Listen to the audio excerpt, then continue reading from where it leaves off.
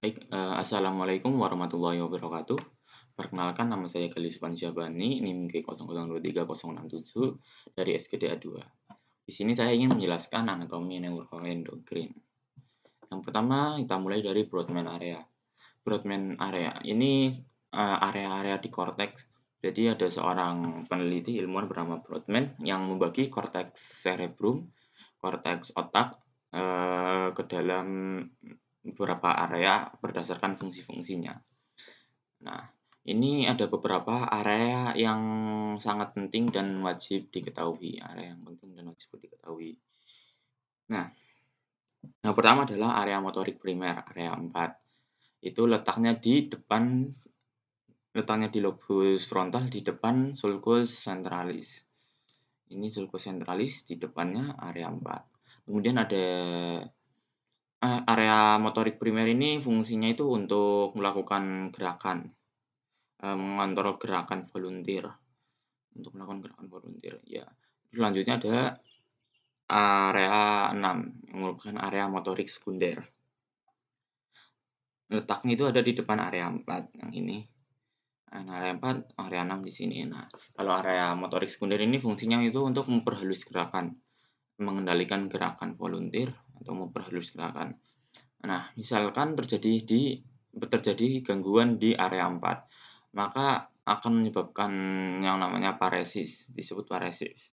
Yaitu nanti jadi kesulitan untuk melakukan gerakan. Ototnya jadi nggak bisa gerak gitu, nggak bisa digerakkan. Nah, sedangkan kalau lesi di area motorik sekunder, dia ini akan disebut afraksia. Nah, nanti jadi gerakannya jadi tidak halus. Tadi kan fungsinya untuk mengontrol gerakan volunteer. Nah, jadi gerakannya nggak bisa dikontrol. Misalkan kita memegang sebuah gelas. Nah, kalau terjadi afraksia itu gelasnya itu nggak bisa dipegang lama, cuma sebentar habis itu jatuh. Itu nggak bisa dipertahankan pegangannya. Nah, selanjutnya ada area 312 yang merupakan area sensorik primer. Letaknya ada di lobus parietalis di belakang sulcus centralis, area 312 ini, belakang sulcus centralis. Nah, area 312 fungsinya sensorik primer ya, sensorik, menerima rangsangan gitu. Kalau terjadi lesi otomatis kemampuan menerima rangsangannya berkurang atau bahkan bisa hilang. Selanjutnya adalah area 43, area gustatorik. Area gustatorik ini pengecapan, letaknya di lobus parietal. Ya, kalau terjadi lesi, dia akan terjadi penurunan kemampuan pengecapan gitu. Selanjutnya adalah area 4445, merupakan area bicara motorik atau biasa disebut area Broca. Nah, di area ini mengontrol kemampuan, fungsinya itu untuk mengontrol kemampuan seseorang untuk berbicara. Yaitu ya supaya bisa berbicara. Ini area 4445. Sedangkan 39, 40, 22 area bicara sensorik atau area Wernicke. Nah, dia ini supaya seseorang itu mengetahui makna, fungsinya untuk mengetahui makna apa yang dibicarakan, apa yang dia katakan gitu. Misalkan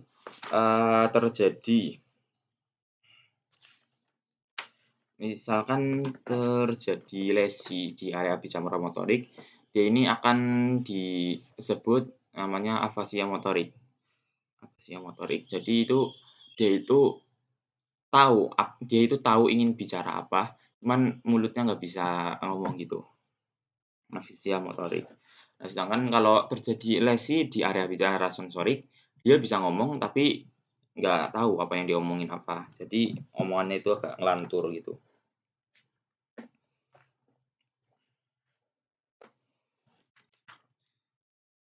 Area bicara motorik. Nah, ini letaknya di 445 di lobus frontal, nah 3940. Dua-dua itu ada yang di lobus temporal, itu dua-dua di temporal, 3940-nya di parietal. Kemudian lanjutnya area 4142, area auditory primer. Area auditory primer ini untuk pendengaran, menerima rangsangan pendengaran. Kalau dua-duanya itu area auditory sekunder. Ini untuk mengetahui apa yang didengar, ngerti makna suaranya itu apa. Jadi kalau 41, 42 misal terjadi lesi, dia terjadi tuli gitu, penurunan ketajaman pendengaran. Nah, sedangkan area 22 kalau terjadi lesi, dia masih bisa dengar tahu ada suara, cuman dia nggak tahu suara itu maknanya apa, nggak tahu bunyinya apa gitu. Nah, area kerusakan lesi area auditori sekunder, ya udah. Ini 41, 42 sama 22 ini letaknya di lobus temporal. Nah, selanjutnya ada 17, area 17 area visual primer di visur calcaria. Visur calcarina.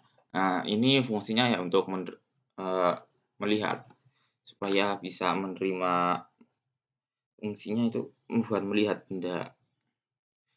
Nah, kalau 18, 19 area visual sekunder fungsinya itu dia kemampuan persepsi visual, menilai, dia bisa tahu warna, bentuk, ukuran gitu. Iya, warna. Jadi kalau merah itu warnanya merah, kalau kuning itu kuning gitu. Kelainan area visual sekunder itu bisa contohnya ada buta warna atau semacamnya. Broadband area. Untuk broadband area mungkin segitu saja. Selanjutnya adalah traktus piramidalis dan ekstrapiramidalis. Jadi traktus piramidalis ekstrapiramidalis itu termasuk ke dalam traktus sistem traktus descending, sistem traktus efferent. Sistem traktus yang mengirimkan jaras motorik, jaras dari area motorik ke medula spinalis. Nah, itu traktus piramidalis.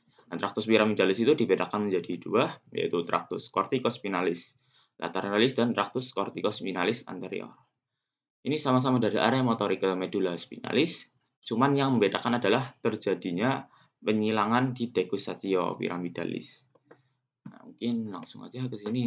Nah, di sini ada bagian, ya ini dari area motorik. Nah, dia ini kemudian jarasnya itu berjalan melalui crus posterior capsula interna, kemudian masuk ke mesencephalon, kemudian lanjut ke pons, dia lanjut ke medulla oblongata bagian superior, kemudian lanjut ke medulla oblongata bagian inferior. Nah, di medulla oblongata inferior ini terjadi persilangan jaras di decussatio piramidalis. Nah, ada yang ke sini, ke decussatio piramidalis. Ada yang lunjut aja. Dari penyilangan dia turun ke sini, kemudian turun ke sini. Oke. Nah, inilah yang membedakan. Jadi kalau yang menyilang itu disebutnya traktus corticalis lateralis. Kalau yang turun itu traktus corticospinalis lateralis. Kalau yang langsung aja tanpa persilangan disebut traktus corticalis anterior. Dan untuk sekedar nice info, ini perjalanan jarasnya selama di medulla spinalis itu terjadi di substansia albanya. Nah, kemudian setelah sampai ke medulla spinalis yang diinginkan, dia baru bergerak ke cornu anterior, ke substansia grisea. Ya, cornu anterior. Kenapa cornu anterior? Ya karena emang seperti itu. Ingat rumus DEF, dorsal afferent, ventral efferent. Karena ini efferent, rambut motorik, maka dia ventral, keluarnya lewat ventral, keluarnya lewat depan. Jadi ke cornu anterior yang membulat. Oke. Selanjutnya adalah ekstrapiramidalis. Jadi traktus ekstrapiramidalis itu ya traktus descendent, selain traktus piramidalis itu disebut traktus ekstrapiramidalis gitu. Nah, itu ada 4, ada rubrospinalis, kemudian ada traktus tectospinalis, terus ada reticulospinalis, terus ada vestibulospinalis. Nah, ya ini. Kita mungkin ke tabel ini aja dulu. Nah, jadi ini ada traktus-traktus yang ada di sini, traktus descendent ini. Yang pertama ada traktus corticospinalis, tadi asalnya dari area korteks motor dan premotor. Nah, berakhir di cornu anterior. Tadi sudah terlihat berakhir di cornu anterior. Untuk ini sama ya, lateral sama anterior, sama-sama berakhir di cornu anterior. Fungsinya yang lateral itu, corticospinal lateral itu fine motor function, sedangkan yang anterior fungsinya itu gross and postural motor function. Nah, ini kemudian lokasi in the chord. Nah, tadi kan sudah dilihat yang lateral itu kan terjadi sebuah penyilangan sehingga dia jatuhnya di lateral, kolumna lateral, kemudian sedangkan yang anterior jatuhnya di kolumna anterior. Enggak terjadi persilangan nanti. Nah, selanjutnya yang extrapyramidalis. Nah, ini ada dari vestibulospinal tract dulu. Ya ini asalnya dari nukleus vestibular medial dan lateral. Nah, fungsinya untuk berakhir di cornu anterior. Nah, fungsinya untuk postural reflex, untuk keseimbangan juga. Kemudian ini lokasi jatuhnya di medulla spinalis itu di columna ventralis. Mungkin bisa kita lihat langsung. Tadi asalnya dari nukleus vestibular lateral and medial. Nah, ini nukleus vestibular lateral and medial. Di sini kemudian turun ke bawah dan jatuh di spinal cord di sini, di kolumna ventral. Bukan salah. Yang ini. Jatuhnya di sini ya, di kolumna ventral, kemudian berakhir di cornu anterior. Seperti itu. Nah, selanjutnya rubrospinal tract. Ini berasal dari red nucleus. Akhirannya akan berakhir di cornu anterior juga. Fungsinya ini untuk motor function. Nah, lokasi jatuhnya di spinal cord itu dia di kolumna lateral. Kita lihat di sini red nucleus atau nucleus rubber. Dia ini kemudian akan berjalan dan kemudian di spinal cord rubrospinal tract dia ini jatuh di kolumna lateral di sini. Kemudian berjalan ke cornu anterior. Nah, selanjutnya ada tractus reticulospinalis. Tractus reticulospinalis asalnya dari brainstem. Brainstem reticular formation akhirannya di ventral horn, cornu anterior sama posterior. Fungsinya ini untuk modulasi sensori transmisi dan pain dan spinal reflex. Ya, asalnya ini medulla oblongata ya. Jatuhnya tadi udah, lokasi jatuh di spinal cord-nya di kolumna anterior. Tadi berasal dari medulla oblongata,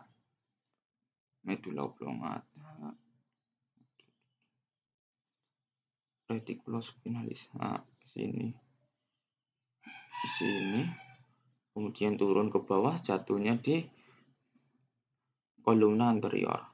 Ke sini kemudian baru ke cornu anterior, ke substantia grisea. Nah, kemudian yang terakhir ada tractus tectospinalis, di sini nggak ada, cuman dia ini berasalnya dari mesencephalon. Gitu. Jadi yang membedakan tractus pyramidalis atau piramidalis itu, tractus pyramidalis itu ya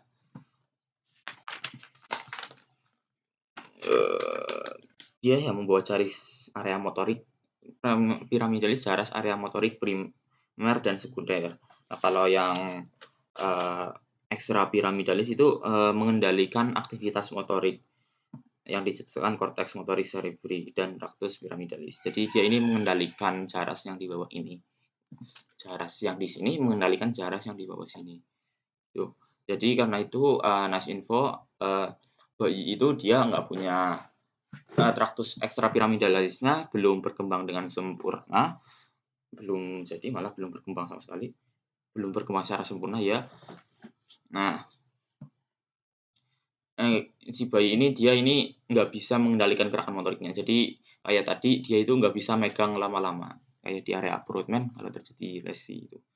Nah, nggak bisa mengendalikan aktivitas motoriknya. Nah, oke. Mungkin untuk traktus piramidalis dan ekstrapiramidalis cukup di sini. Selanjutnya ke ensephalon. Ensephalon ini awalnya itu ada 3, ada prosencephalon, mesencephalon, dan rhombencephalon. Kemudian 5 minggu berkembang menjadi telencephalon, prosencephalon berkembang menjadi telencephalon sama diencephalon. Mesencephalon berkembang menjadi tetap mesencephalon, terus rhombencephalon berkembang menjadi metencephalon sama mielencephalon. Nah, kemudian barulah berkembang menjadi mielencephalon berkembang menjadi medula oblongata. Metencephalon nanti menjadi pons dan cerebellum, terus mesencephalon jadi aqueductus, terus yang diencephalon berkembang menjadi thalamus, hipotalamus, epitalamus, terus telencephalon berkembang menjadi cerebrum gitu. Nah, ini gambarnya yang sudah besar, yang sudah berkembang. Ini ada cerebrum, ini cerebellum, dan ini pons yang agak mengembung, medula oblongata. Terus di sini ada diencephalon, thalamus, hipotalamus, epitalamus. Nah, ini adalah medula spinalis. Dari batang otak berlanjut menjadi medula spinalis. Nah, sekarang ini masuk ke cerebrum. Cerebrum itu bagian ensephalon yang paling besar. Letaknya di fossa crania anterior dan media. Terdiri atas 2 belahan, ada hemisferium cerebri dexter dan sinister. Hemisferium itu ya ini belahannya ini, kanan sama kiri. Nah, dipisahkan oleh sebuah visur longitudinalis cerebri. Ini visur longitudinalis cerebri. Akan dihubungkan oleh corpus callosum. Ini di bagian bawahnya basalnya itu terlihat ini corpus callosum. Substansi alba yang corpus callosum. Nah, korteks cerebri terdiri dari gyrus dan sulcus atau visur. Nah, yang gyrus itu yang menonjol-nonjol ke atas ini, yang alur-alur ini gyrus. Nah, kemudian kalau yang kedal ini yang kelihatan garis ini, dia itu yang namanya sulcus atau visur. Nah, si cerebrum ini terbagi menjadi beberapa lobus. Oke. Nah, lobus-lobusnya itu ada 6. Ada 6. Yang pertama ada ini, lobus frontalis, terus ini lobus parietalis, lobus occipitalis, terus lobus temporalis. Kemudian kalau ini kan tampak lateral, ini tampak medialnya, itu di dalam ada lobus limbicus di sini. Terus kalau ini lateral digerak, dicongkel gitu, dibuka, nah kelihatan ada lobus insula. Kemudian gyrus et sulci. Pertama kita gyrus-gyrus yang penting dulu mungkin ya. Gyrus yang penting ya enggak juga. Sulcus yang penting terlebih dahulu. Sulcus yang penting itu tadi ada sulcus visur longitudinalis cerebri. Kemudian ada di sini sulcus yang membagi di tengah, yang membagi lobus frontal sama lobus parietal, sulcus centralis namanya di tengah ini. Kemudian ada di sini sulcus sulcus lateralis cerebri membagi lobus temporal dengan frontal sama parietal. Kemudian ada lobus ini, lobus occipitotemporalis. Lobus sulcus occipitotemporalis. Parieto-occipitalis. Nah, sulcus parieto-occipitalis bagi parietal dengan occipital. Kemudian di sini ada sulcus calcarina. Sulcus calcarina. Ya. Sulcus calcarina ini tempat tadi area Brodmann 17. Nah, selanjutnya untuk gyrus-gyrusnya, ya kalau ini bisa dilihat ya, sulcus centralis, kemudian ke depan itu berarti lobus frontal. Gyrus-gyrusnya ini ada gyrus presentalis, gyrus frontalis medius, gyrus frontalis superior, sama gyrus frontalis inferior. Ini namanya sulcus frontalis superior. Kemudian ini sulcus frontalis inferior. Kemudian yang melengkung ini namanya bentar.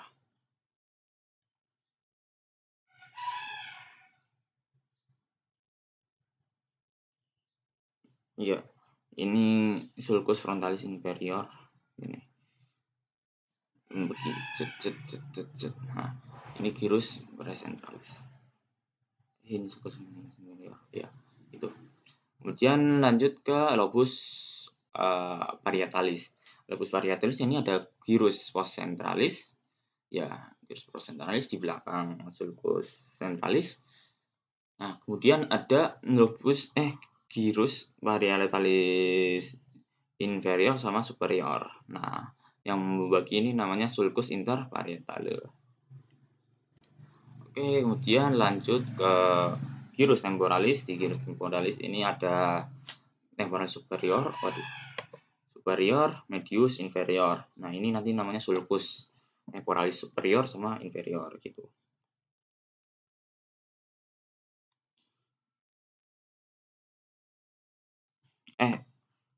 Superior ini medianus, superior medianus.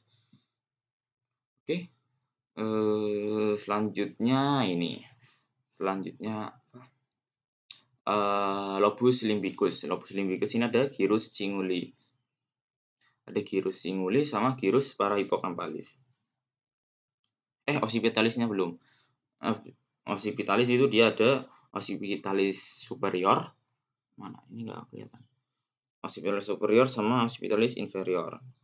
Nah, dipisahkan oleh gyrus lateralis media.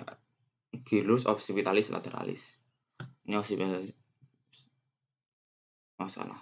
Bukan, beda. Oke, nggak kelihatan untuk di sininya. Lanjut ke ini. Tadi lobus limbicus ada gyrus cinguli sama gyrus parahipokampalis. Terus ada area subcalotis sama formatio hipokampi. Ini nggak kelihatan. Oke. Selanjutnya lobus insulae. Lobus insulae ini ada dua gyrus insulae longus sama gyrus insulae brevis. Mungkin itu aja gyrus yang ada di sini. Sulcusnya itu ada sulcus centralis insulae. Dia ini dua ini muter gitu.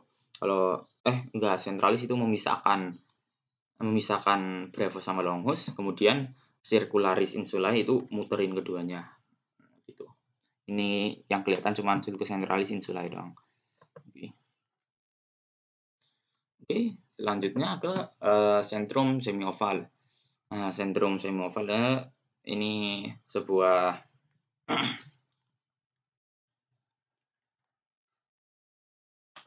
sentrum semioval ini adalah sebuah sebuah substansia alba yang terdiri dari saraf bermyelin dan neuroglia. Jadi sentrum semioval ini semuanya substansia alba. Nah, ini terbagi menjadi 3, ada serabut proyeksi, ada komisura sama asosiasi. Yang pertama adalah serabut proyeksi. Proyeksi ini serabut yang membawa aferen dan eferen yang berjalan ke arah korteks cerebri dan keluar korteks cerebri ke batang otak, nanti menuju melewati ganglia basalis.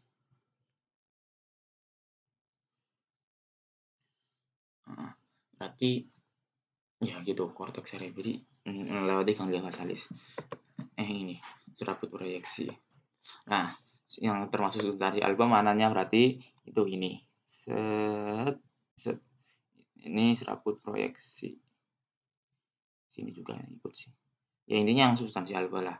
Itu. Nah, serabut proyeksi itu dibagikan menjadi 3. Ada kapsula interna, terus sama ada kapsula interna, corona radiata sama radiata optica. Nah, kapsula interna ini ya dia ini substansi alba yang terletak di antara nucleus caudatus, lentiformis sama thalamus. Jadi sini. Nah, ini yang aku maksud tadi. Nah, ada crus anterior, crus posterior gitu.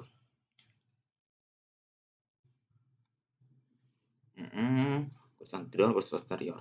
Nah, apa tadi namanya kapsula interna ini fungsinya ini ya untuk membawa jaras motorik dari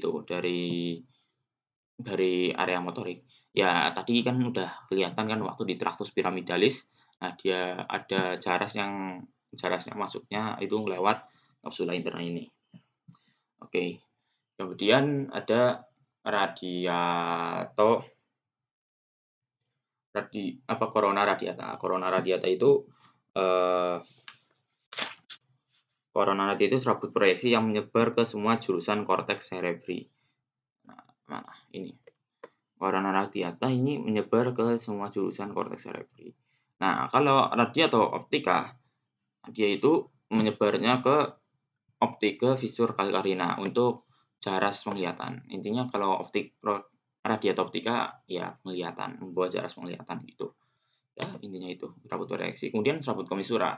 Ini substansi alba yang menghubungkan daerah pada dua hemisferium yang berbeda. Ini kanan kiri. Ini namanya serabut komisura. Oke. Nah, serabut komisura itu ada banyak sebenarnya. Ada corpus callosum, ada komisura anterior, posterior, epinularum, hippocampus, terus ada apa lagi? Kampus.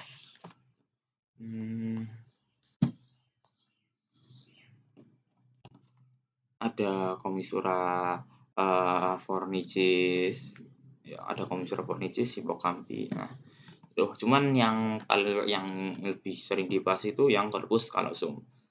Yeah. Jadi corpus callosum itu yang ini. Ini harusnya warna putih substansi alba. Nih, kalau di sini ini corpus callosum. Bukan ini bawahnya. Ini singulum, bawahnya ini corpus callosum. Nah, gitu. Nah, dia ini ada 3 ya, ada 4 daerah, ada genu ujung anterior, rostrum ujung inferior, terus truncus batang, splenium dia itu ujung posterior gitu. Nah, serabut-serabutnya ini ada forceps minor, forceps mayor, sama tapetum. Forceps minor itu dia dari genu ke lateral, dari sini ke lateral, berarti di sini. Geninya itu di sini, dari ujung depan ke lateral. Nah, kalau splenium dari ujung belakang ke lateral. Sini berarti dari sini ke lateral. Set, set ini. Nah, ini berarti genu, ini belakang. Ya, enggak ding, ini bukan. Nah, kemudian ada tapetum. Kalau tapetum dari truncus. Dari truncus ini batang di sini ke lateralnya. Nah, itu. Kurang lebihnya itu menghubungkan daerah hemisferium yang berbeda. Selanjutnya serabut asosiasi. Serabut asosiasi ini ya menghubungkan daerah di hemisferium yang sama. Nah, kalau ada 2 pendek sama panjang. Kalau pendek itu menghubungkan antar gyrus yang berdekatan. Nah, nggak ada nama-namanya, yang ada sih. Bukan, ya itu. Terus ada yang panjang. Yang panjang gitu ya berarti jauhan. Ini ada 5, ya salah 5-nya ada ini. Ada fasciculus unguinatus menghubungkan area Broca dengan inferior lobus frontal dan temporal. Kemudian ada cingulum menghubungkan lobus frontal dan parietal dengan hippocampus dan lobus temporal yang berdekatan. Terus ada fasciculus longitudinal superior menghubungkan area Broca dengan area Wernicke. Terus fasciculus longitudinalis inferior menghubungkan gyrus lingualis et cuneus dengan gyrus temporalis. Terus ada fasciculus fronto-occipitalis. Dia menghubungkan lobus frontal dengan lobus occipital et temporal. Gitu. Oke, selanjutnya Ganglia basalis. Ya, Ganglia basalis. Ya, Ganglia basalis ini. Ganglia basalis ya ini. Terdiri dari 4.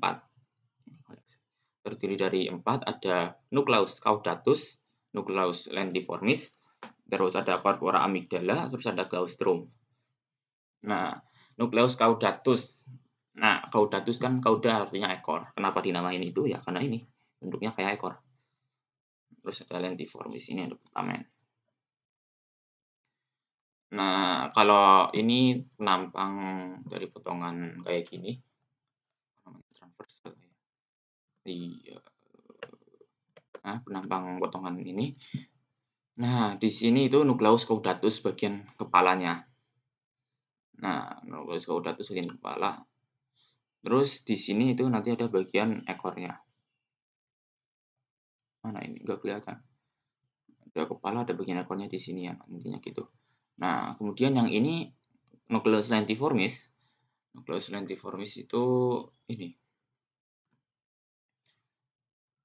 Ini sama ini. Kalau yang ini gede namanya putamen. Kemudian kalau yang kecil ini globus pallidus gitu. Terus ada corpus amygdala, dia itu nggak kelihatan di sini. Terus ada claustrum, lamina grisea tipis.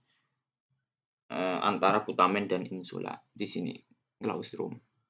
Ini kelihatan kan ada yang nunjuk terus claustrum. Oh iya, sebenarnya tadi belum dikasih tahu ganglia basalis itu apa.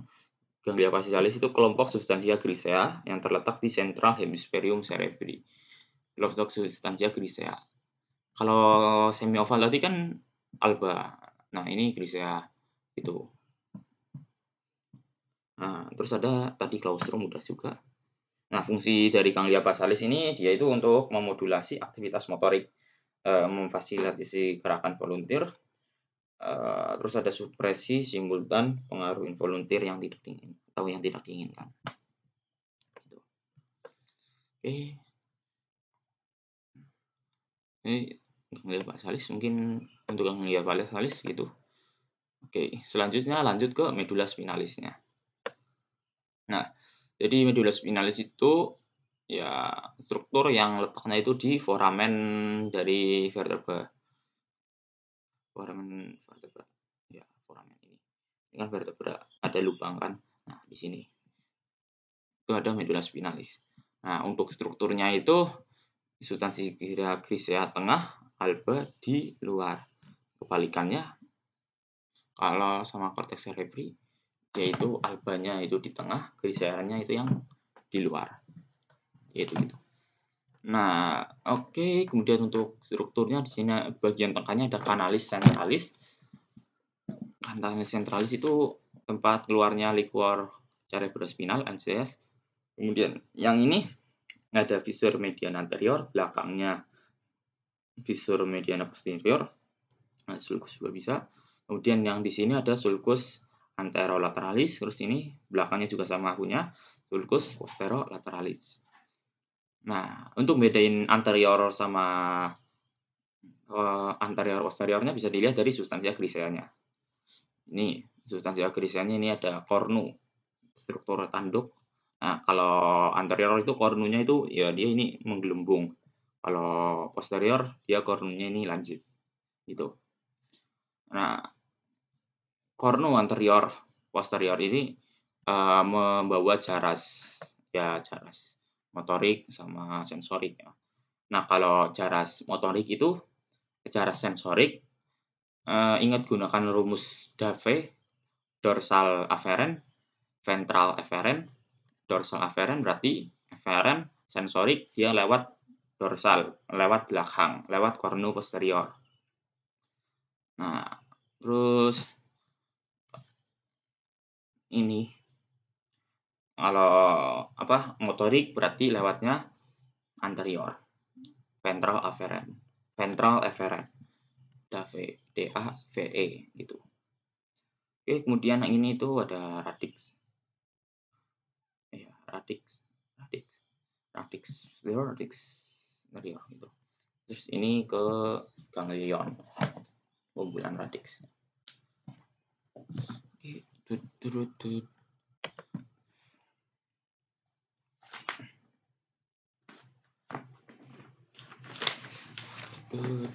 Nah, kemudian struktur medula spinalis itu ya gini. Kalau dilihat dari kalau dipanjangin itu gini. Jadi gini bentuknya. Jadi medula spinalis itu medula spinalis itu terdiri dari 31 pasang, di mana 31 segmen. Segmennya terdiri dari 31 pasang. Ada cervical ada 8, terus torakal ada 12, kemudian lumbalnya ada 5, sakralnya 5, terus koksigealnya itu ada 1 pasang. Gitu. Kemudian itu apa?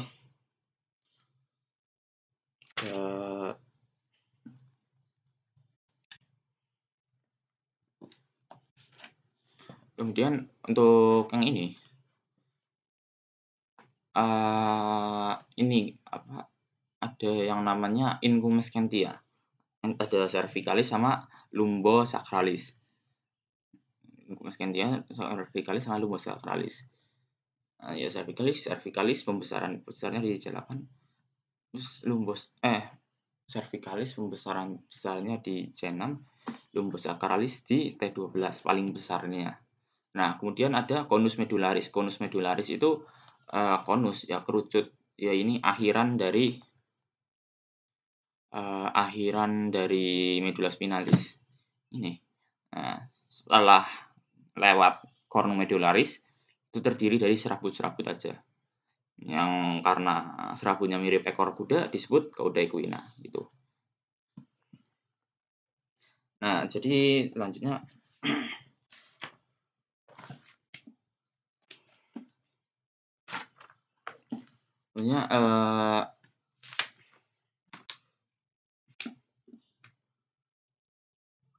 ini segmen kan tadi keluar bersegmen-segmen untuk beberapa ramus. Nah, yang sering terkenal itu ramus anterior. Karena itu kita bahas ramus anteriornya. Jadi ramus anteriornya itu terbagi menjadi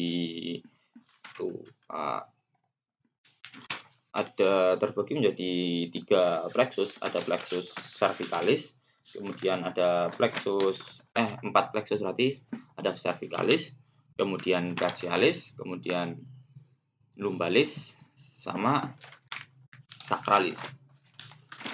Kalau plexus cervicalis ini dari C1 sampai C4, nervus spinal segmen C1 sampai C4, plexus cervicalis. Contohnya ini ada nervus phrenicus. Ya, nervus phrenicus. Nah, selanjutnya dari C5 sampai T1 ini itu plexus brachialis, C5 sampai T1. Dia itu ada nervus subclavius.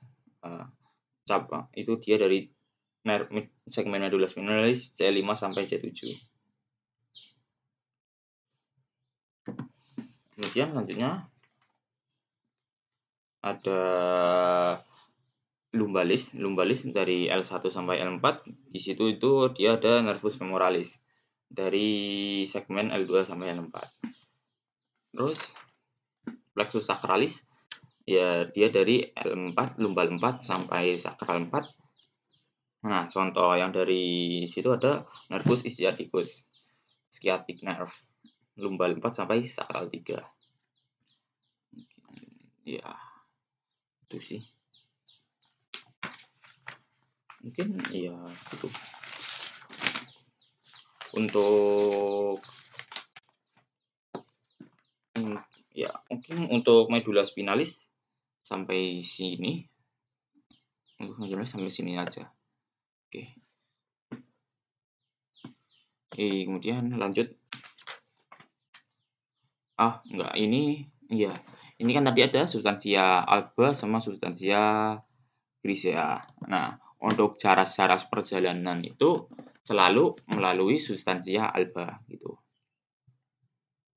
Nah, untuk jaras perjalanan selalu melalui substansia alba, baik descendant maupun ascendant ya. Tadi kan udah disebutin yang descendant ada tractus pyramidalis sama extrapyramidalis. Ini tadi kan udah kelihatan semuanya itu jaras naik turunnya itu dia lewatnya alba dulu, jatuh di alba, kemudian waktu udah sampai di sini baru dia ke grisea. Ya, gitu kan. Kurang lebihnya seperti itu.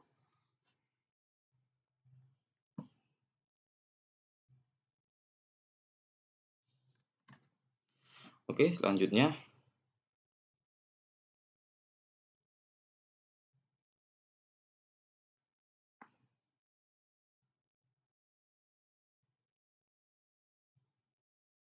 Oh ya, tadi untuk intimus Scantia, yang cervical itu dia dari C3 sampai T2, pembesaran klimaksnya di C6. Sedangkan untuk lumbosakral itu dia dari T10 sampai L2, pembesaran klimaksnya di T12. Dan tadi kan plexusnya disebutin cervicalis, brachialis, terus lumbalis sama sacralis. Yang mana toraknya itu nggak ada. Karena apa bisa demikian? Karena yang toraknya itu berubah menjadi intercostalis. Di masing-masing costa itu ada. Jadi dia nggak membentuk plexus gitu. Itu. Kenapa seperti itu? Ya karena seperti itu. Oke. Udah. Oke, ini untuk vaskularisasinya. Vaskularisasi medula spinalis. Ya, dia dari ini, kayak ini. Ada arteri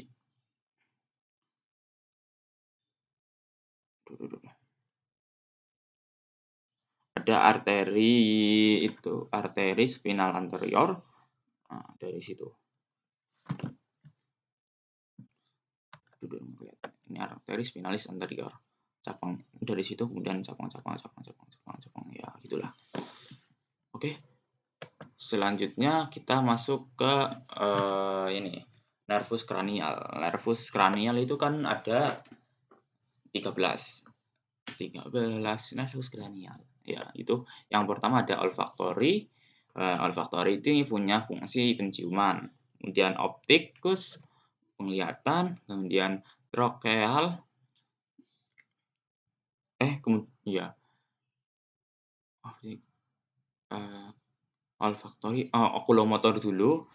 Okulomotor, terus ada trokeal, okulomotor, trokeal, trigeminal, terus ada abdusen. Nah, trokeal, trigeminal, okulomotor, trokeal, terus trigeminal cabang 1 sama abdusen itu dia fungsinya itu untuk penggerakan bola mata gitu. Terus yang tadi kan trigeminal kan dibagi jadi 5 cabang ya. Ada olfaktori, bukan, ophthalmicus, kemudian ada maxillaris, kemudian ada mandibularisnya. Ophthalmicus itu untuk cabang, untuk mata maksudnya, terus ada maxillaris yang di maksila, terus mandibularis yang sensorik di mandibula. Nah, selanjutnya facialis. Facialis dulu ini untuk inervasi wajah sensorik. Kemudian vestibulo-koklear. Dia ini ada 2, vestibulo itu keseimbangan, koklear itu pendengaran. Jadi untuk keseimbangan dan pendengaran. Kemudian glosopharyngeal. Ya, glosopharyngeal.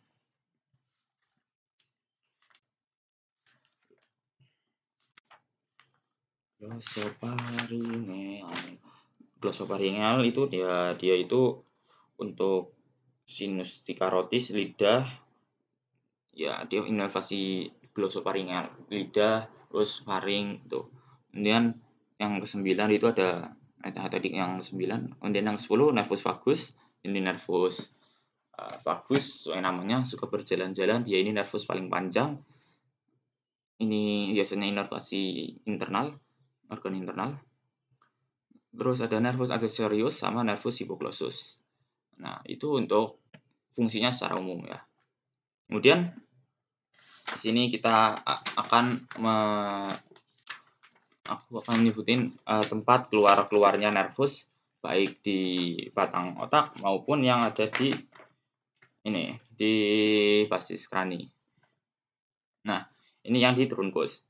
Jadi nervus olfaktori itu keluarnya itu dari bulbus olfaktori. Nah, kemudian kalau optikus itu dari chiasma optikus.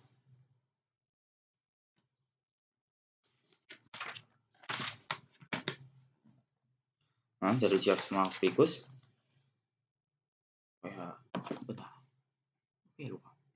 Iya, dari chiasma optikus. Kemudian kalau yang ketiga itu dia okulomotor, dia keluarnya dari sulcus oculomotorius. Kemudian untuk yang nervus trochlearis dia dari caudal colliculus inferior. Ini nah, ini 4. Oh, enggak ini. Nah, ini 4 itu ini salah. Tadi nervus 3 itu keluarnya dari apa? Kan tadi aku nyebutnya sulcus oculomotor. Itu letaknya di fossa interpedundicularis. Nah, kemudian yang keempat itu letaknya di caudal colliculus inferior. Ini colliculusnya nggak kelihatan. Ya, gitu. Kemudian yang kelima ini keluarnya dari lateral. Itu dari marga lateral pons Farolli. Kemudian yang keenam ini dari bulbus ya dari sulcus bulbopontinus. Kemudian 7, 8 doang. 7, 8 dia keluarnya dari sulcus posterolateralis. 7, 8 seluruhnya sulcus posterolateralis.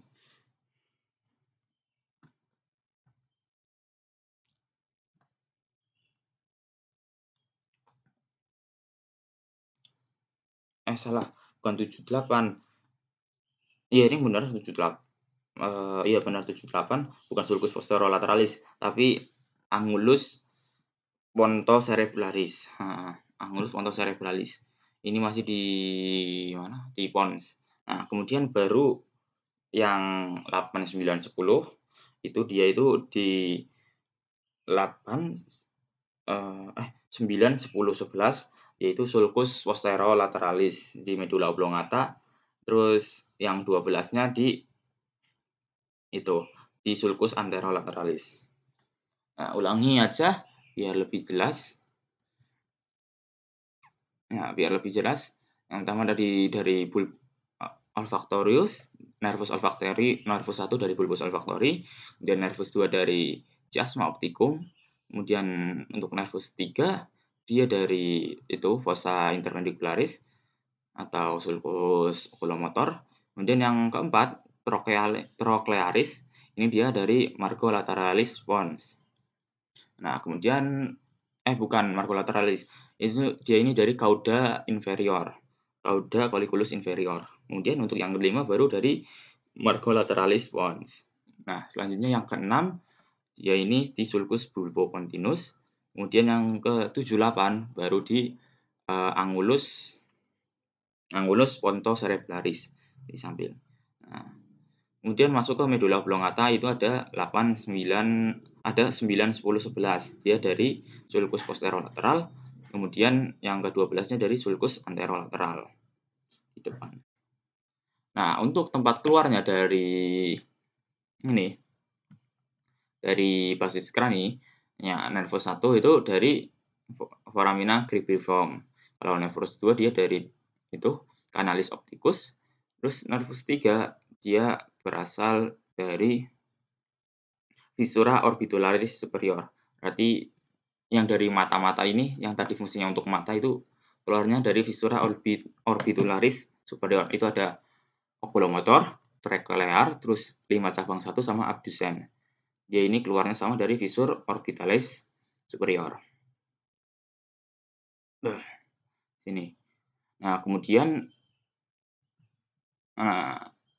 di sini kan. Kemudian ini 5 cabang 2 maxillaris dia keluarnya dari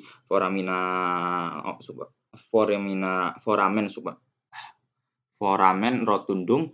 Kemudian yang cabang 3 mandibular dari foramen ovale. Foramen ovale di sini, rotundum ini tadi.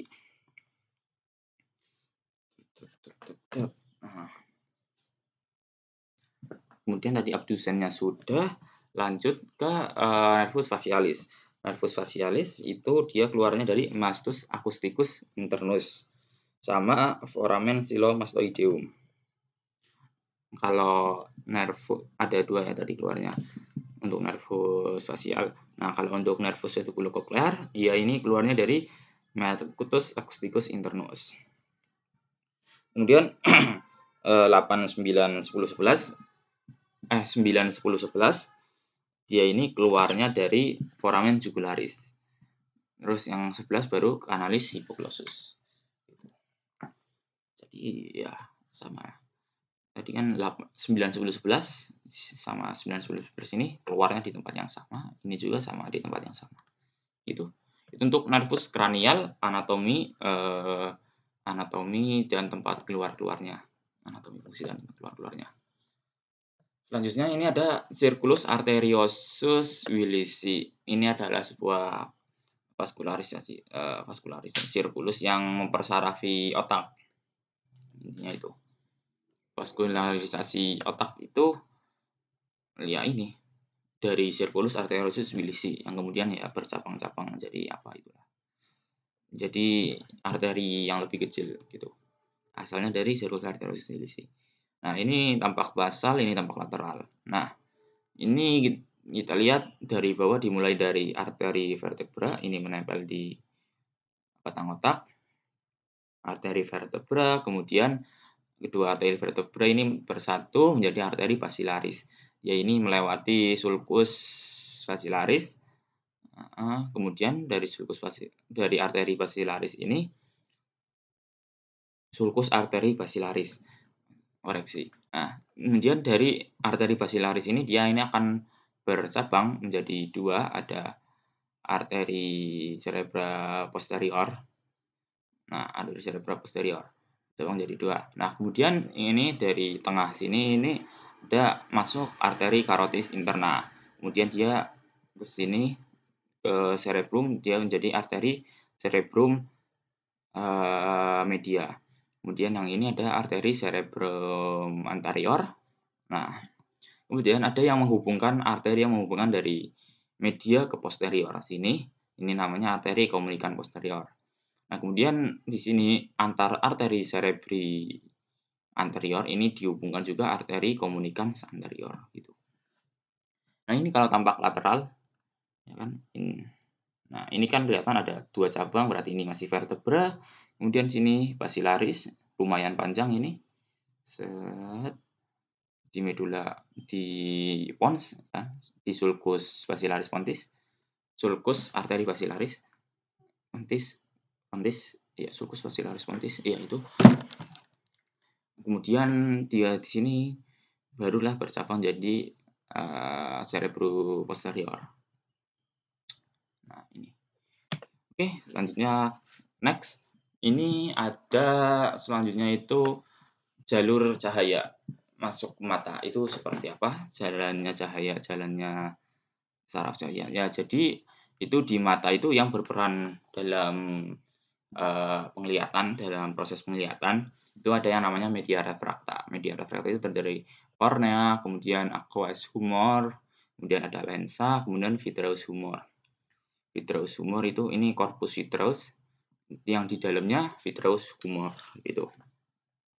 Dan intinya kornea, aqueous humor, lensa, vitreous humor itu fungsinya untuk membiaskan cahaya.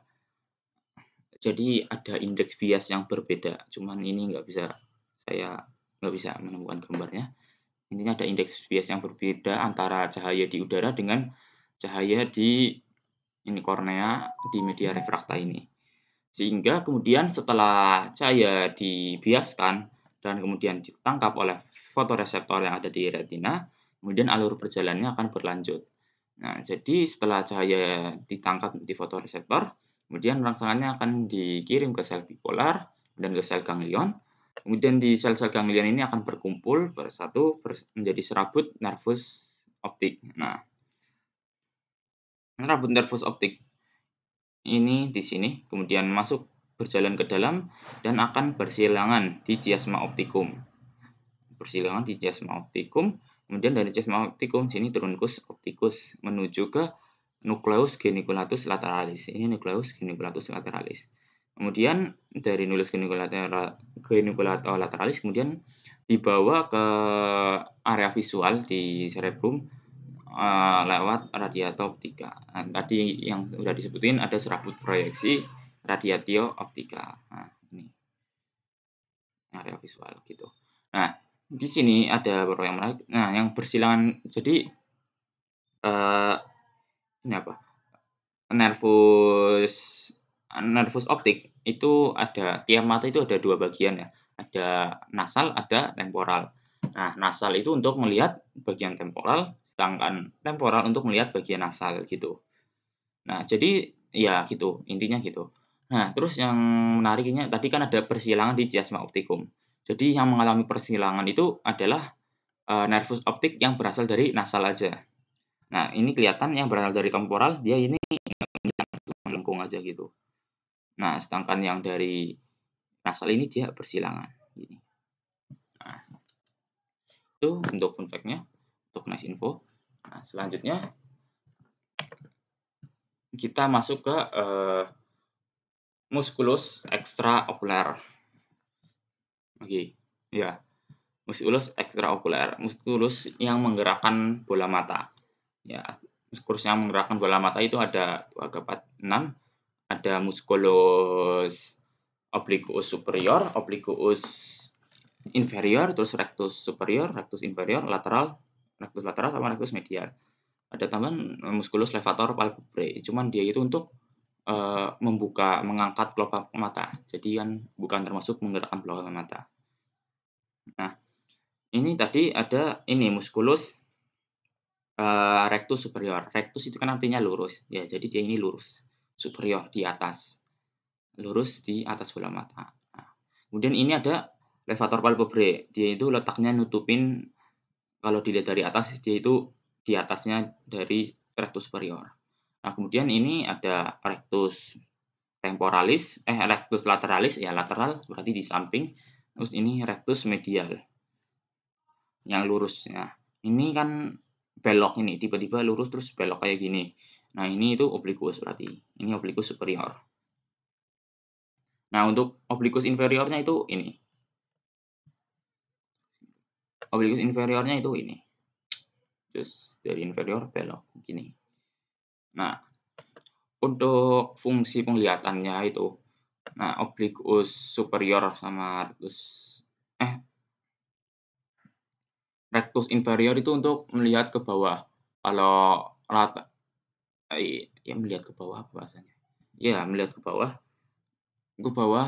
sesuai namanya inferior ke bawah, superior ke atas gitu. Terus yang medialis sama lateralis itu abduksi. Abduksi berarti dia ini menekat ya, menekat ke arah sini. Kan misalnya aku ngelirik ke sini. Nah, berarti ininya abduksi. Nah, yang di sini nih yang kontraksi yang menggerakkan itu musculus rectus medialis di sini. Nah, sedangkan yang lateralis itu untuk ke samping. Nah, di sini kan tadi aku ke sini, berarti di sini untuk mata kirinya yang gerakin musculus rectus lateralis, tapi untuk mata kanannya itu musculus rectus medialis mata kanan gitu. Nah, terus ada fungsi juga untuk obliquus superior sama inferior itu fungsinya untuk berputar gini, rotasi mata. Ya gitu. Dengan arah yang disesuaikan. Ya. Nah, selanjutnya ada sistema nervosum. Sistem nervus itu dibagi menjadi dua, ada somatik sama autonom. Itu intinya itu. Somatik itu ya tubuh somatik untuk volunteer, kontraksi otot. Nah, kalau otonom itu otonom organ-organ dalam seperti organ dalam visceral, kelenjar, glandula, vaskuler, pembuluh darah gitu. Nah, mungkin sekilas aja. Untuk sekilas, nah kalau somatik itu dia ini ya dari medula spinalis langsung ke reseptor langsung ke efektor, langsung ke organ efektor. Nah, bedanya kalau di autonom ini ada namanya ganglion. Nah, bedanya di situ. Terus, nah karena di sini ada ganglion, ya karena ada ganglion, neurotransmitternya beda. Ini neurotransmitternya ACH doang. Ini ada ACH, ada NE, ada ACH juga. Ya intinya itu. Intinya di sini kita mau fokus ke autonomnya. Autonomnya itu dibedakan menjadi 2, ada simpatis sama parasimpatis gitu. Dan kita langsung ke tabel perbedaannya aja. Nah, jadi ini yang simpatis itu segmennya berasal dari thoracolumbar, sedangkan parasimpatis dia itu dari craniosacral. Nah, distribusinya itu untuk simpatis ini ada di kulit, di kelenjar keringat, di skulus, folikel rambut, ada jaringan adiposa, ada di otot polos dan blood vessel, pembuluh darah. Kalau parasimpatis dia ini terbatas cuman di organ fiskara kepala dan torak, abdomen, pelvis, dan beberapa blood vessel. Kalau ini sampai skin kulit, ini cuma organ viscera aja, gitu. Nah, ngasihin preganglionik sama, bukan, enggak, yang ini, panjang dari aksonnya. Nah, di sini kan kelihatan, kalau ini kan simpatik, ini parasimpatik. Nah, di sini tuh yang preganglion itu aksonnya itu lebih pendek, sedangkan postganglionnya panjang. Nah, kalau parasimpatis kebalikannya, preganglionnya panjang, postganglionnya pendek, gitu. Kemudian kemudian, untuk neurotransmitter yang digunakan itu untuk simpatis, waktu preganglion itu dia ACH, namun waktu postganglion dia norepinephrine. Kalau si parasimpatik dia preganglionnya ACH, postganglionnya juga ACH, gitu. Kemudian, physiological effect-nya, si simpatis itu fight or flight, kalau parasimpatis itu rest and digest activity.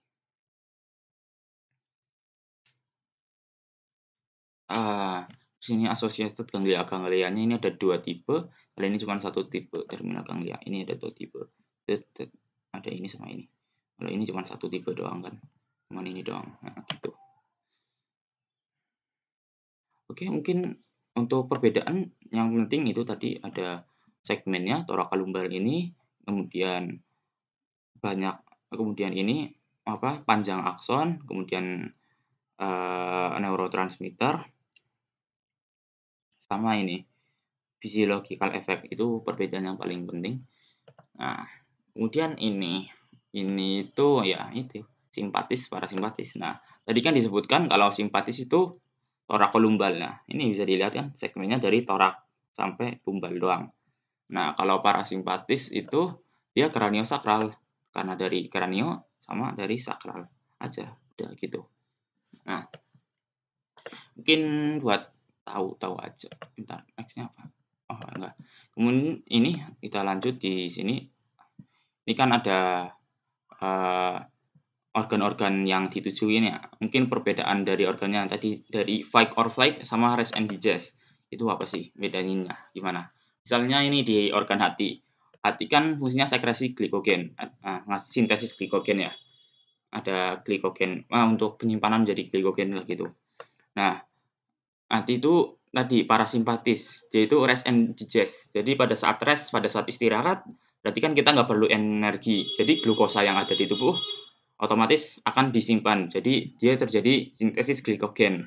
Nah, sedangkan fight or flight. Fight itu berarti kita bertarung, berlari atau melakukan aktivitas yang memacu adrenalin gitu. Nah, saat aktivitas gitu kan kita butuh energi, butuh glukosa. Nah, jadi glikogen tadi yang dibentuk akan dipecah. Jadi glikogenolysis. Gitu. Nah, itu juga ada gluconeogenesis. Nah, kemudian mungkin untuk trakea. Nah, kalau kita fight, kalau kita bertarung, nah trakea itu kita kan butuh udara yang banyak, karena itu trakeanya vasodilatasi supaya udara yang masuk bisa banyak, oksigennya banyak. Sedangkan kalau untuk parasimpatis, dia ini ya istirahat, menyempit gitu. Terus di pembuluh darah. Kalau di pembuluh darah, kalau simpatis itu malah vasokonstriksi. Ya, supaya tekanan darahnya naik, supaya oksigennya tersalur dengan lebih cepat. Sedangkan yang parasimpatis dia itu dilatasi. Nah, itu bedanya. Jadi nggak selalu yang namanya simpatis itu vasokonstriksi kontriksi, tapi bisa juga di vasodilatasi seperti trakea ini. Nah, dan parasimpatis itu nggak selalu vasodilatasi atau nggak selalu simpatis itu mendorong, meningkatkan, bisa juga menurunkan gitu. Simpatis ya tergantung fight or flight atau rest and digest-nya itu. Kemudian selanjutnya adalah modulasi nervus kranial. Modulasi nervus kranial ini modulasi komponen fungsi dari nervus kranial. Yang pertama ada nervus olfactory, dia spesial visceral afferent. Nah, spesial visceral afferent fungsinya itu untuk penciuman gitu kan ya. Kalau optik dia spesial somatic afferent, dia untuk penglihatan. Nah, kalau oculomotor dia ada 3, ada somatic afferent, ada 2, ini harusnya ada 2. Ya, ada general somatic afferent untuk menginervasi musculus levator palpebrae, terus sama general visceral afferent. Oh iya, ini sama general visceral afferent. General visceral afferent-nya itu dia untuk musculus sphincter pupillae sama musculus ciliaris. Nah, ini ada somatic afferent juga. Ya, untuk propriosepsi. Nah, kemudian ada trochlear nervus trochlearis, yaitu untuk somatic afferent, ada musculus superior obliquus, dan somatic afferent untuk propriosepti. Ini harusnya enggak, ulangi. Enggak, ini untuk yang bagian bawahnya enggak jadi, somatic afferent-nya ini enggak ada, cuman afferent aja. Nah, kemudian nervus trigeminal. Trigeminal kan ada 3 cabang tuh, ada trigeminal itu dibagi ya intinya ada 2, ada general somatic afferent sama special visceral afferent. Nah, kalau yang general somatic afferent dia itu kan dibagi menjadi 3 ya, ada ophthalmicus, maxillaris sama mandibularis. Ya gitu. Inervasinya somatic afferent ya sensorik dari perbedaan itu. Misalnya kalau ophthalmicus berarti dia sensorik di mata gitu.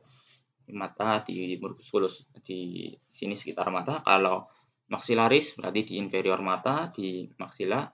Kalau mandibularis ya di mandibula. Nah, kemudian untuk spesial visceral afferent-nya ini menginervasi musculus temporalis dan musculus masseter, musculus pterygoideus. Kemudian untuk nervus abducens-nya, dia ini ada general somatic afferent.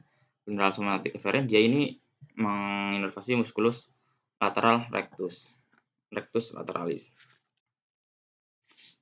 Rectus lateralis itu tadi yang di mata, rectus lateralis, yang lihat ke sini atau sini, itu. Kemudian selanjutnya ada yang kedua ada nervus facialis. Nervus facialis ini ada 4 ya. Ada 4, ada general somatic afferent, yaitu sensorik dari meatus acousticus externus, kemudian special visceral afferent, dia ini pengecapan lidah, 2/3 lidah. Kemudian ada general visceral afferent, yaitu untuk inervasi glandula lacrimalis dan sebagainya, ada submandibularis juga, glandula sublingualis juga. Terus kemudian kalau special visceral afferent, yaitu untuk inervasi sebagian besar musculus pada situs facialis, otot-otot mimik wajah, special visceral afferent gitu.